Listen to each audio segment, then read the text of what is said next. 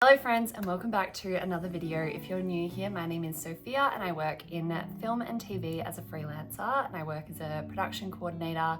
At the moment I'm working as an assistant production coordinator, and today we're going to walk through setting up my 2026 budget. It is currently the 30th of December, so I am well and truly ready to set up this budget and get cracking for the new year. I use the same budgeting template year on year. I've actually upgraded my template this year, so I'm working on a new version that the creator of this template sent me. I've got a link down below. I'm pretty sure it's an affiliate link.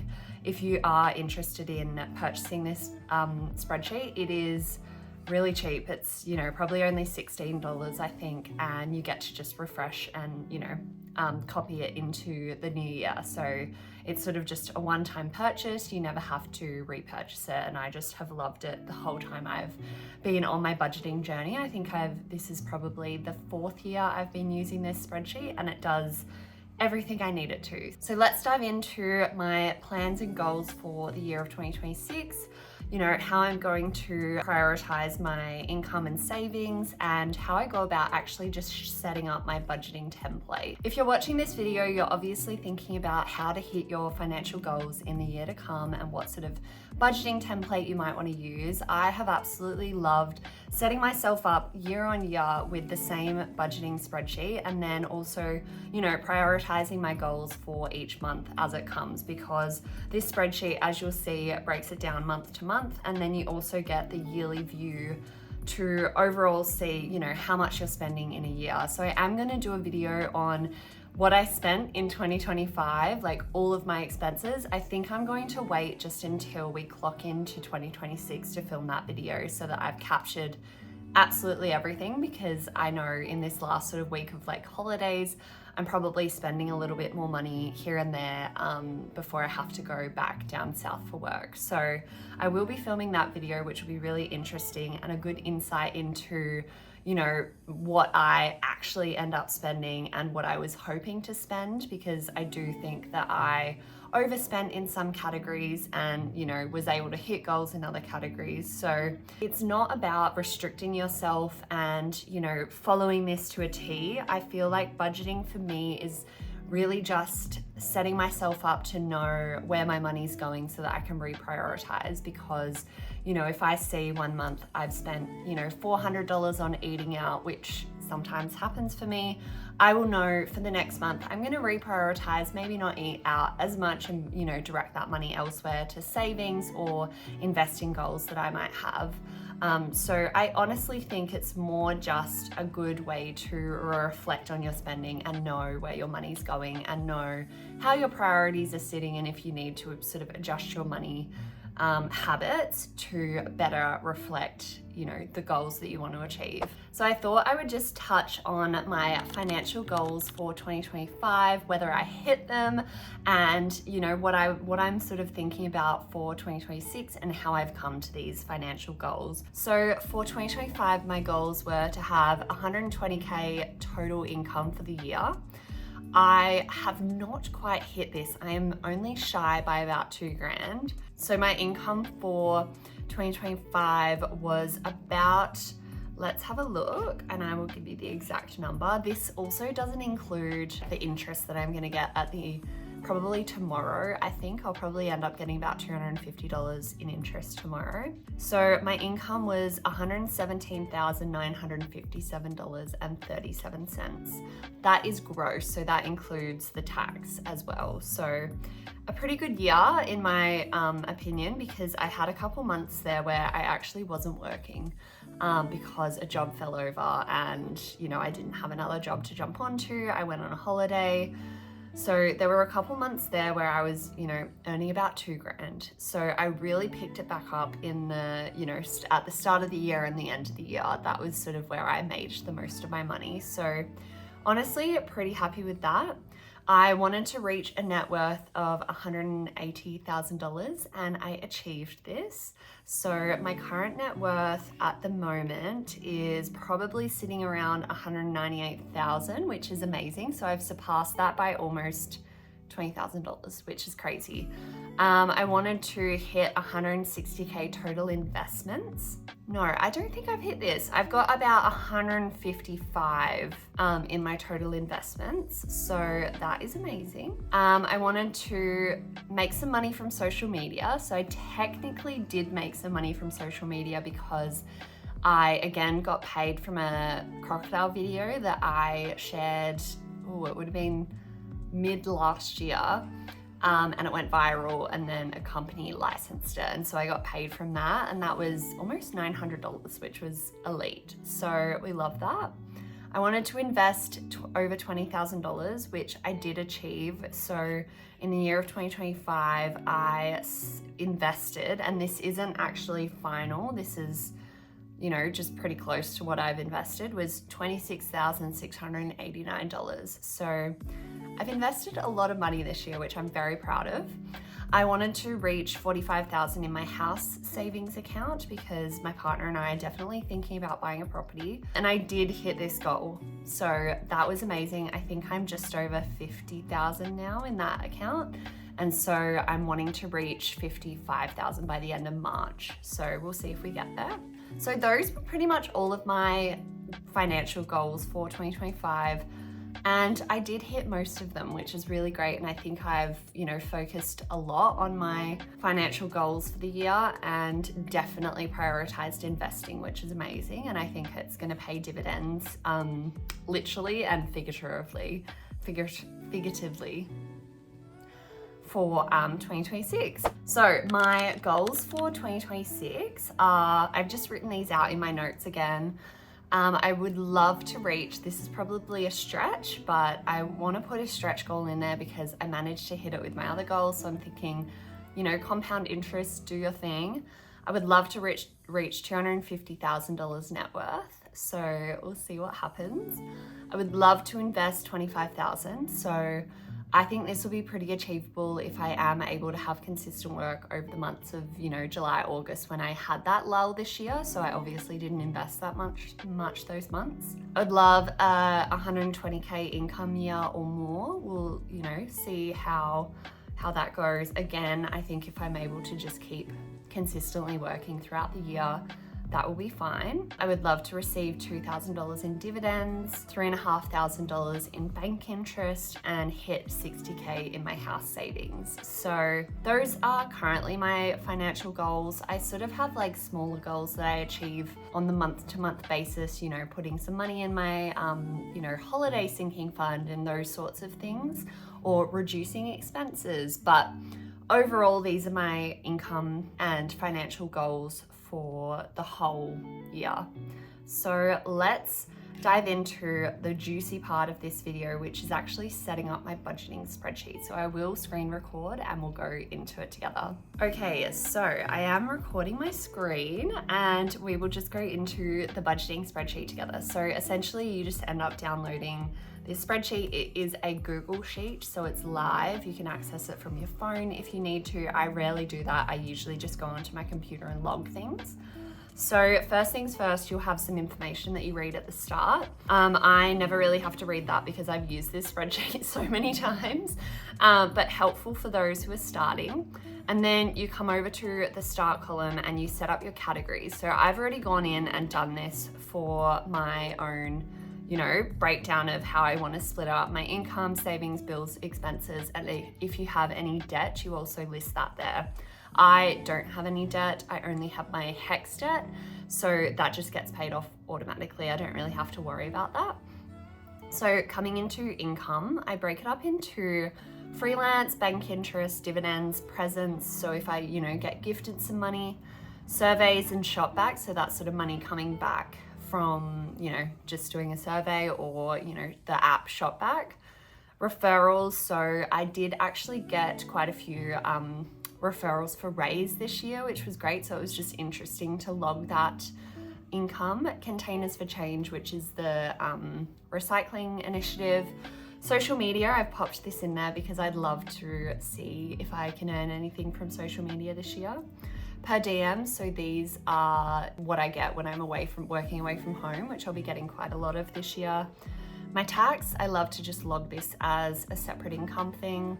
And then I've just listed film projects because just for privacy, I guess I can't really list what they are. And then savings accounts, I have listed a bunch of them. I think I'm actually missing some. So my savings is house, general, investments, holiday, which is a sinking fund, car expenses sinking fund, Christmas gifts, bike bar, save, which is just like if I'm up in Perth, I generally buy like a 10 pack. So I save up for that. That's kind of full at the moment. My emergency fund, which is full, but I just keep it in there because if I ever need to use it, I will be able to top it up and log that in my spreadsheet. Personal care fund, which is, you know, getting haircuts, waxing, like laser, whatever I want to do for my person. Car insurance sinking fund, shopping sinking fund, and as I said, West's 30th.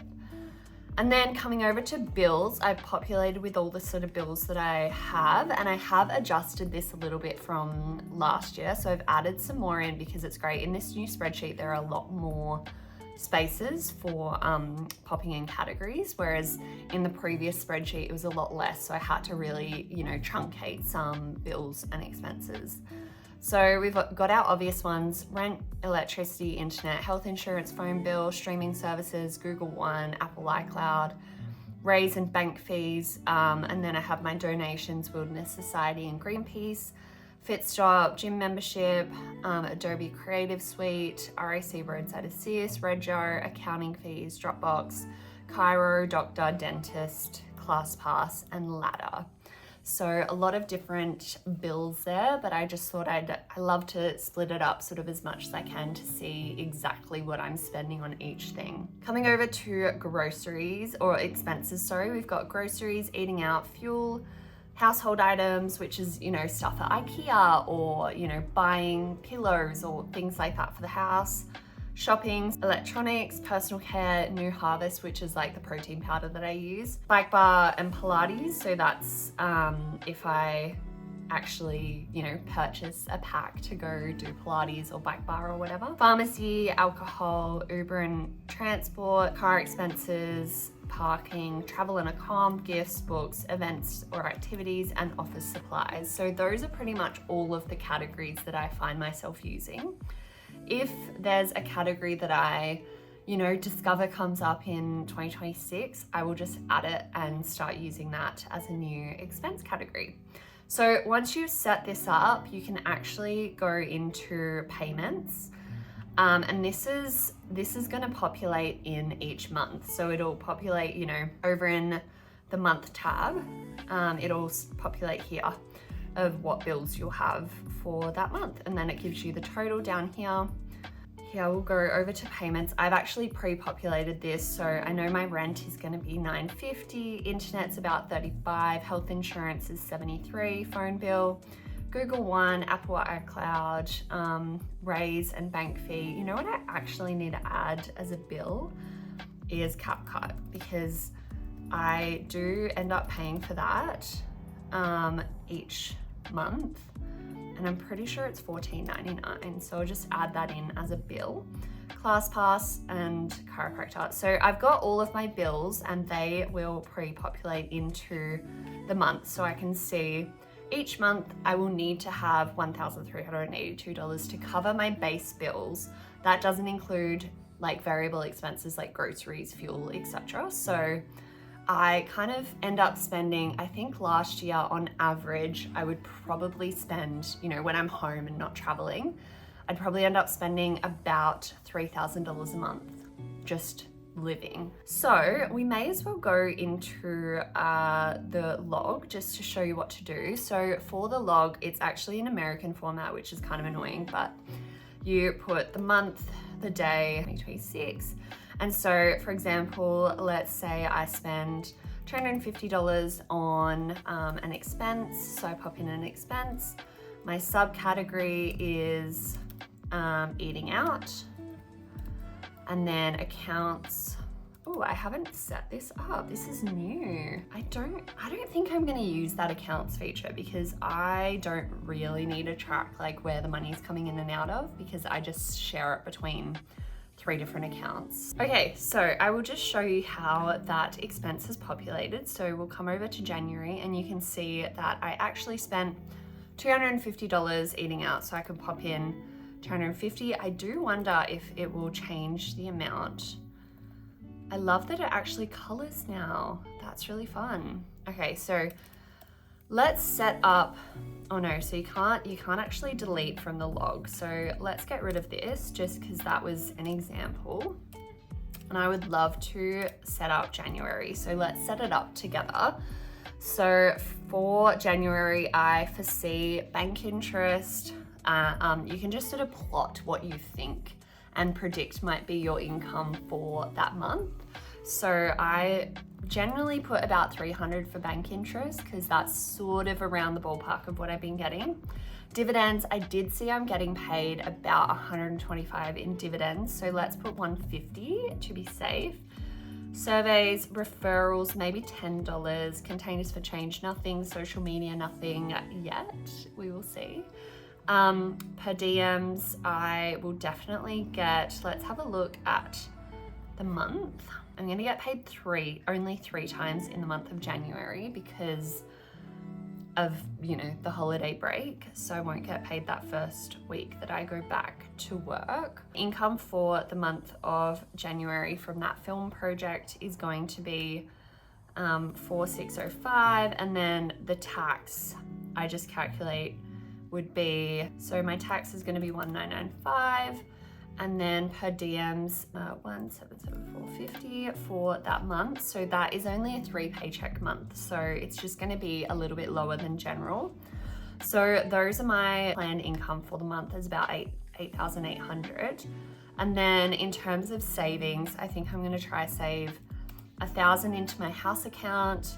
General savings, I don't usually touch this. I would love to put $2,000 into my investments, $500 towards a holiday. Car expenses, I generally just pop in $100 into Christmas and gifts, and $100 into West's 30th. So those are my planned savings for the month. So about just under 50% of my income. And then my expenses for the month, I feel like I'm gonna end up spending about $450 on groceries because I'm going down south, setting myself up again, so it always ends up adding up.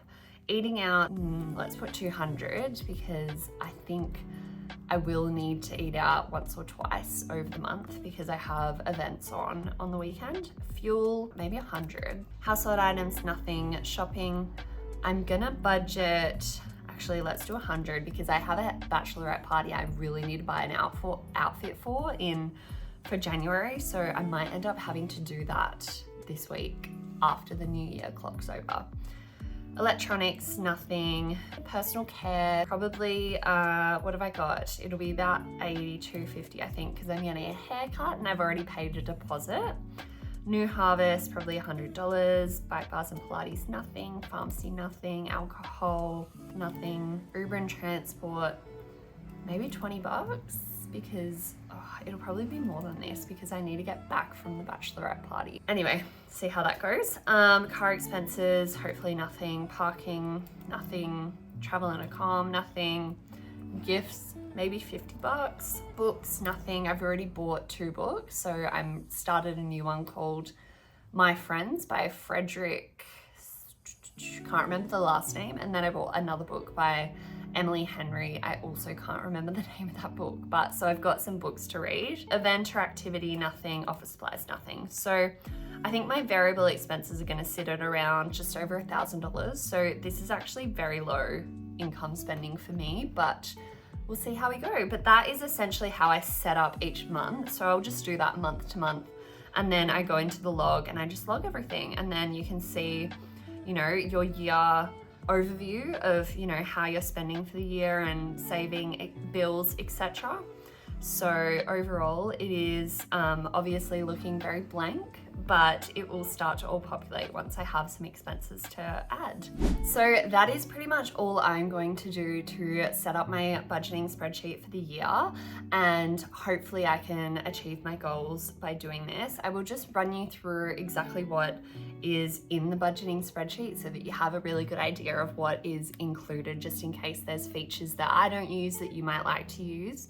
So there is obviously the start where you pop in all your categories, and then I will end up going into this savings and sinking funds section and populating, you know, what my goals are and what I'm starting on, and then it will tell me how much per month I need to spend. I might actually go do that and come back and show you. And then there is also a debt planner as well. So if you are someone with debt, this could be really helpful to be able to pay that off. And then you have your payments planner and also your debt planner and subscriptions. So those are all, you know, split up there. I generally just go into bills. I don't really bother with the subscriptions and whatnot.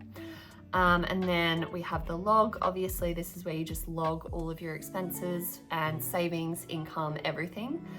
So you will just, you know, pick your category and then pick the subcategory based off which category you pick. So it will automatically populate. There's no work that you have to do on the back end to make that happen. There is also a calendar, so you can, you know, pick which month you want to be in, and obviously pick the year, and it will automatically populate the month for you. So if you want to, you know, write in any notes or anything that you would like to add, like bills for each of the month, paydays, any sort of notes for that month, you can really use this to your advantage, which is awesome. I haven't ever used this feature because I track things, you know, it's mostly just for my finances, to really watch my income and expenses. And then you have the year overview. So I'm really excited to see what this looks like at the end of the year, especially with the breakdown of, you know, where I've spent the most money and my yearly overview of each month, my income, my top 20 spendings, like, you know, where I've spent the most money, and then all of the breakdown of, you know, on average, how much did you spend in each month, and yeah, it's a good overview. Coming into each, you obviously have a tab for each month. It looks exactly the same. And then we also have a savings portion. So this will populate from the first spreadsheet. So as you can see, my goal for investments is 25,000 for the year. So I've popped that in, and it sort of told me how many months I have left and etc., like what I need to actually achieve that goal. There is a debt spreadsheet, so I won't be needing to use this, but you know, if I end up buying a house, I could obviously use this portion. And then net worth, so I will end up using this, so I can pop in sort of where all of my accounts are sitting at the moment, and then I will be able to, you know, see what my net worth is, how it grows. I do have a separate net worth spreadsheet that I use to track everything, but I could just use this as well because it's fun to have it all in the same spreadsheet. And then it has the accounts spreadsheet portion where you can pop in all of your, you know, accounts and their starting balance, and then you can see sort of where you've spent the money, and where, you know, what your accounts are sitting at without having to actually log into your banking. And then this is the priority spreadsheet. So I actually do use this. So obviously for me, rent, all of these bills generally are very, very important. Streaming services, neutral, Google One, somewhat important, Apple iCloud, somewhat important, Raiz fees, very important, somewhat important, or I guess like donations are neutral because I'm not really, like, I'm choosing to spend that money. Fitstop, somewhat important. Gym membership, somewhat important. So you can actually go in and categorize where these expenses lie for you. For example, alcohol is not important to me, and office supplies, less important. So you can just categorize where these lie for you, and then at the end of the year you can see where your priorities were lying.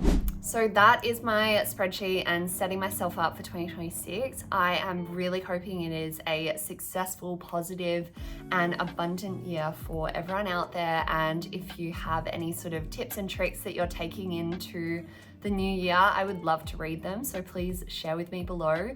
Do not forget to like, subscribe, leave a comment, and I will see you next year and see you in my next video. Thanks so much. Bye.